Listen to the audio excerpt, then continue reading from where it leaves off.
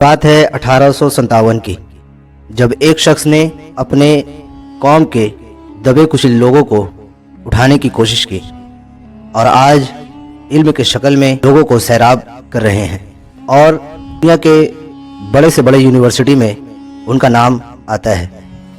अस्सलामु अलैकुम वरहमतुल्लाहि वबरकातुह।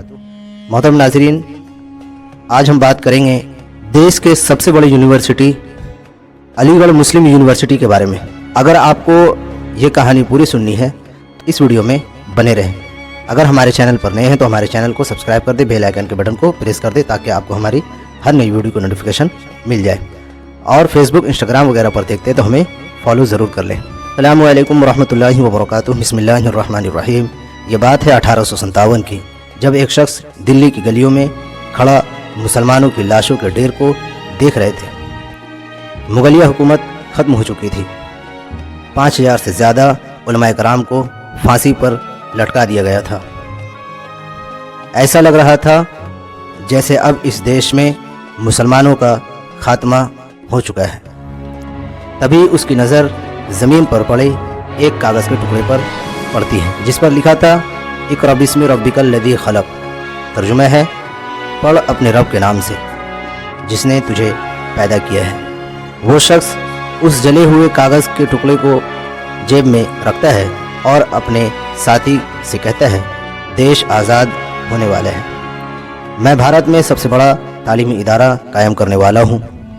ये शख्स कोई और नहीं बल्कि अलीगढ़ मुस्लिम यूनिवर्सिटी के बानी सर सैयद अहमद ख़ान साहब थे, जिसने उस वक्त भारत में ऑक्सफोर्ड और कैम्ब्रिज जैसी यूनिवर्सिटीज़ को बनाने का सपना देखा था, जिसके बारे में कोई ख्याल भी नहीं कर सकता।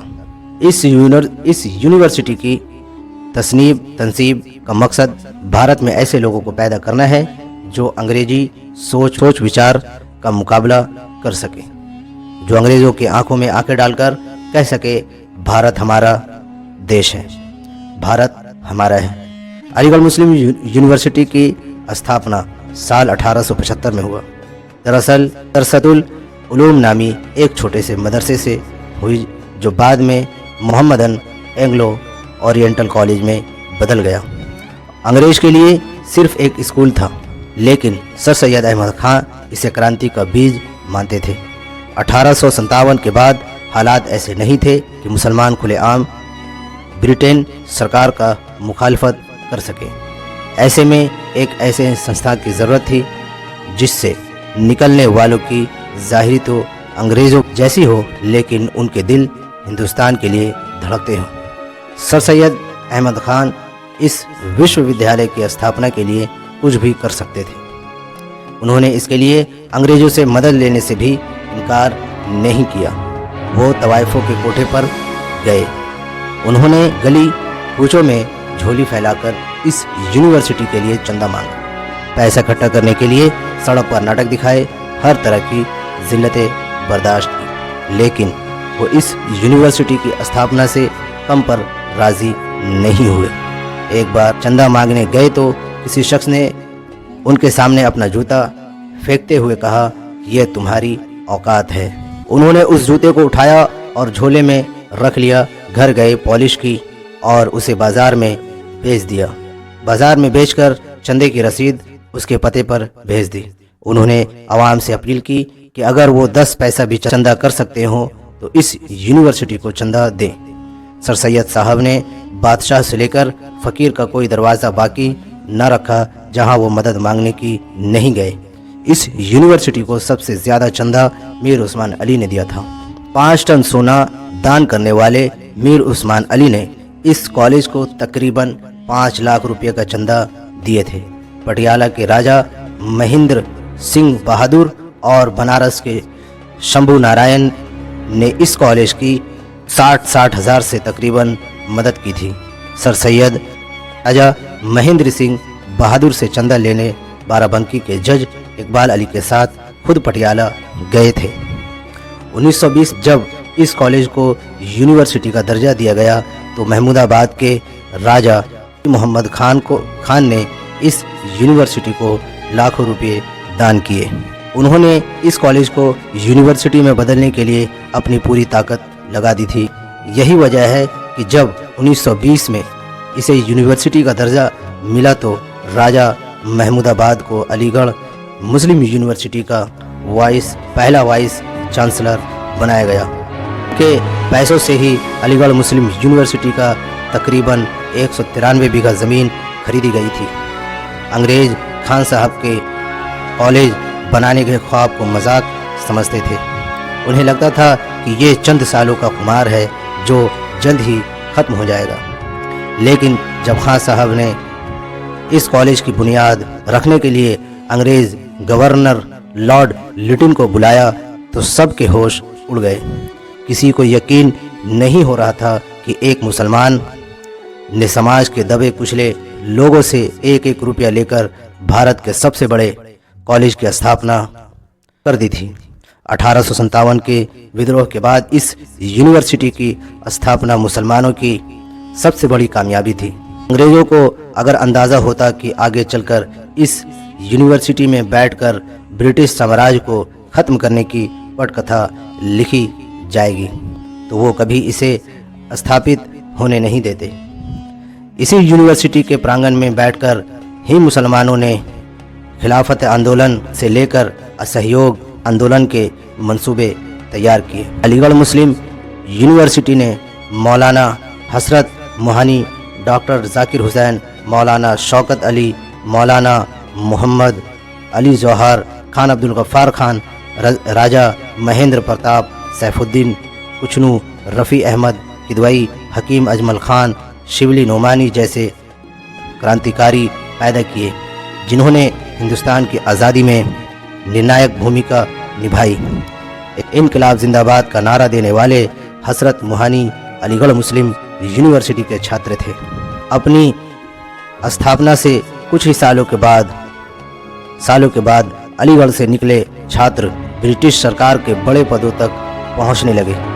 उन्होंने उस पद पर रहते हुए खामोशी से भारत के आज़ादी के आंदोलन को बढ़ाना शुरू कर दिया। अलीगढ़ के स्टूडेंट दो सत्रों पर काम कर रहे थे। एक वो जो अंग्रेज़ों के साथ थे और उनके साथ रहकर उनके फैसलों को प्रभावित कर रहे थे, और दूसरे वो जो खुले तौर पर मैदान में अंग्रेज़ों का मुकाबला कर रहे थे। अलीगढ़ यूनिवर्सिटी कांग्रेसियों का सबसे बड़ा अड्डा था। ये वो धरती थी जहाँ पर क्रांतिकारी तैयार किए जाते थे। 1920 में जब महात्मा गांधी और अब्दुल कलाम आज़ाद ने इस यूनिवर्सिटी का दौरा किया और लोगों से असहयोग आंदोलन में शामिल होने की अपील की तो इस यूनिवर्सिटी के तकरीबन 700 छात्र आंदोलन में शामिल हुए। अलीगढ़ से निकले डॉक्टर सैफुद्दीन किचनू खान, अब्दुल गफ्फार खान, अब्दुल माजिद ख्वाजा जैसे लोग बगावत के आरोपों में जेलों में डाल दिए गए। जलियांवाला बाग में जिस वक्त जनरल डायर ने गोलियां चलवा दी थी, उस वक्त लोग सैफुद्दीन किचलू की गिरफ्तारी के विरोध में ही इकट्ठा हुए थे। जंग आज़ादी में अलीगढ़ मुस्लिम यूनिवर्सिटी ने नुमाया किरदार अदा किया। रेशमी रुमाल आंदोलन के बानी रहे मौलाना उबैदुल्ला सिंधी ने इस यूनिवर्सिटी के छात्र रहे राजा महेंद्र प्रताप के साथ मिलकर काबुल में भारत की पहली अंतरिम सरकार की स्थापना की। हिंदुस्तान के राष्ट्रपति रहे डॉक्टर जाकिर हुसैन और हामिद अंसारी ने इसी यूनिवर्सिटी में तालीम हासिल। सर सैयद के मिशन ने कुछ ही सालों में अलीगढ़ में पढ़े लिखे नौजवानों की एक बड़ी मालवाहन तैयार कर दी थी। उनका लगाया गया पौधा दरख्त बनकर पूरे भारत को अपनी गिरफ्त में ले चुका था और इस यूनिवर्सिटी में देश के भावी राष्ट्रपति, मुख्यमंत्री और प्रधानमंत्री जन्म ले रहे थे। सर सैयद अहमद खान अपने वक्त से 100 साल आगे की सोच रखते थे। उन्होंने द अलीगढ़ इंस्टीट्यूट, गैजेट और तहजीबुल अखलाक जैसे जर्नल प्रकाशित किए जो मुसलमानों को बेदार करने का सबसे बड़ा जरिया साबित हुए। तहजीबुल अखलाक आज भी अलीगढ़ मुस्लिम यूनिवर्सिटी से प्रकाशित हो रहा है। इसके बारे में उन्होंने लिखा था कि हमारा मिशन इसके ज़रिए दीन और दुनिया की भलाई की कोशिश है और हमारे कौम की कमियों को दूर करना जो हमारी कौम में है उनके ज़रिए शुरू किया गया। The Aligarh institute gadget Bharat का पहला साइंटिफिक लिंगुअल जर्नल था। अलीगढ़ मुस्लिम यूनिवर्सिटी ने न जाने कितने राजनेता और कितने वैज्ञानिक पैदा किए हैं। आज भी नासा जैसे संस्थानों में काम करने वाले वैज्ञानिकों की एक बड़ी संख्या ऐसी है जिन्होंने अलीगढ़ मुस्लिम यूनिवर्सिटी में तालीम हासिल की। नहीं, अलीगढ़ के छात्र आज कैंसर के इलाज से लेकर चांद पर पहुंचने के मिशन का हिस्सा बन चुके हैं। इस यूनिवर्सिटी से निक फ्रैंक एफी सलाम अमेरिका राष्ट्रपति बराक ओबामा की टीम का हिस्सा रह चुके हैं। उन्हें 2013 में कनाडी सेंटर ऑफ परफॉर्मिंग आर्ट का जनरल ट्रस्टी चुना गया था। फ्रैंक इस्लाम दुनिया की मशहूर कंपनी QSS ग्रुप और FI इन्वेस्टमेंट के मालिक भी हैं। अलीगढ़ मुस्लिम यूनिवर्सिटी भारत के मुसलमानों की पहली यूनिवर्सिटी थी।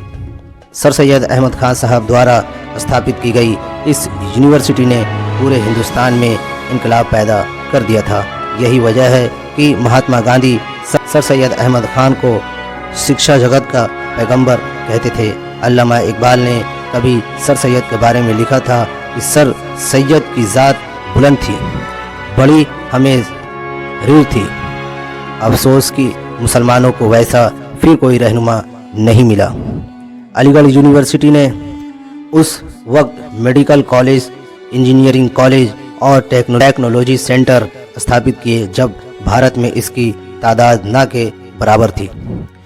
तिब्बिया कॉलेज और जामिया मिलिया इस्लामिया का जन्म अलीगढ़ मुस्लिम यूनिवर्सिटी के आंगन में हुआ था। उसकी स्थापना करने वाले हकीम अजमल खान अलीगढ़ मुस्लिम यूनिवर्सिटी के छात्र थे। अलीगढ़ मुस्लिम यूनिवर्सिटी ने 50 सालों में ही सारे समीकरण बदल दिए थे। भारत का कोई शहर और गांव ऐसा नहीं था जहां पर अलीगढ़ मुस्लिम यूनिवर्सिटी से पढ़े टीचर, इंजीनियर, डॉक्टर ना मौजूद हो। 1925 तक इसमें पढ़ने वाले लोगों की तादाद तकरीबन 3000 से ज़ायद तक पहुंच गई थी।